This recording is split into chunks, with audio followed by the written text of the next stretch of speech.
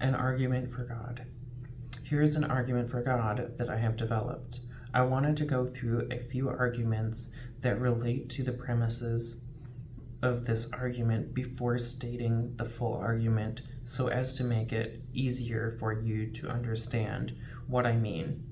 I hope that my previous video on solipsism and the video on time and infinities were understandable and made it clearer what I meant by those things and how we can rule out infinite time. Here it is in its simplest form. There are actually two arguments that work together to give us the argument for God. The first one is as follows. The premises of the first one are something exists and the law of conservation of energy is true is the second.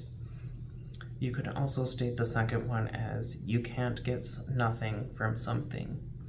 The conclusion from these premises is that something must have always existed. The premises of the second argument are 1. Something must have always existed, and 2. Time exists, and as noted in the video on times and infinities, must be finite, aka it must have a beginning, given the first premise. The conclusion of this is that something must have existed before time. This doesn't look like an argument for God at first glance, but we must first know what is meant by God. I will argue that whatever existed before time necessarily is collectively God. This is because such a collective thing must have characteristics that we generally associate with God. Some of these characteristics are as follows. 1. He has no beginning, he's eternal or infinite. 2. Omnipotent. From premise 2 of argument 1, all that exists today must have come from what existed before time, including all power. 3. Omniscience. Since everything that existed today came from what existed before time, necessarily what existed before time would know everything that could possibly happen. These three examples of characteristics of the thing that existed before time make it feel like a God. Thus, I would be comfortable in defining God as that which exists before time. Now let's note that to argue for the existence of God, we didn't need to use any religious texts. This is primarily an argument from physics or from physical existence. Now, I was raised in the biblical faith, and thus I was raised reading and learning the Bible. I find it interesting that the biblical God fits well with the definition. The first verse of Genesis says, "In the beginning God created." This tells us that the biblical view of God is that he existed in or from the beginning, presumably of time. Also, in or at the beginning might be a better term than before time. In Revelations, the final book of the Bible, Jesus says that he is the Alpha and the Omega, the beginning and the end.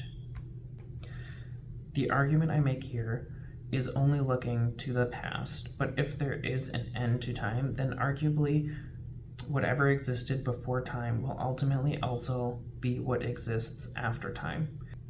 To think that a text written thousands of years ago, before science brought our current understanding of the physical world, would describe God accurately makes me more intrigued by the biblical view. The Bible tells us that all scripture is given by inspiration of God and is profitable for doctrine, for reproof, for correction, for instruction in righteousness.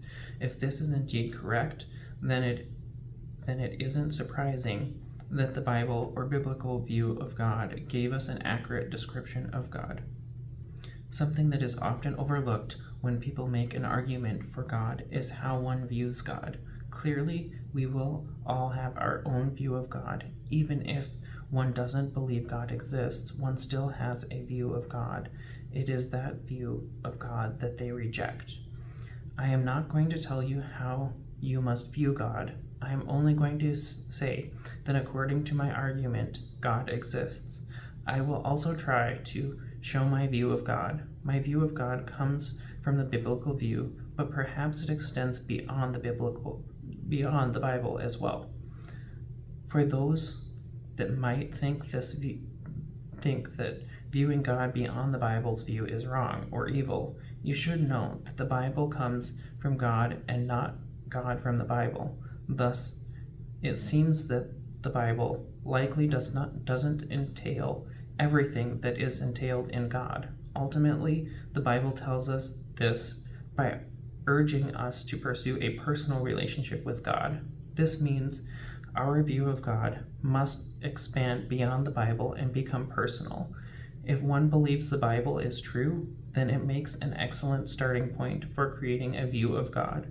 I know no better place to start than the Bible for an accurate view of God.